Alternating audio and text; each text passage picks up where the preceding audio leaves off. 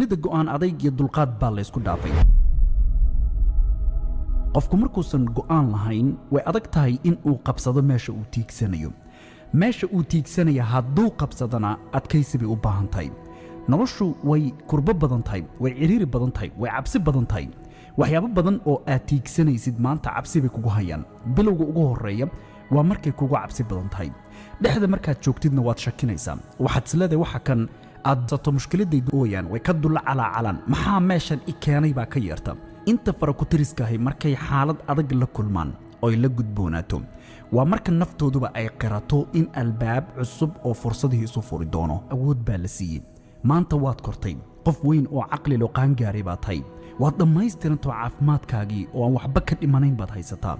waqtigii isagoo free ku ah hortaada yaala ka faa'iidayso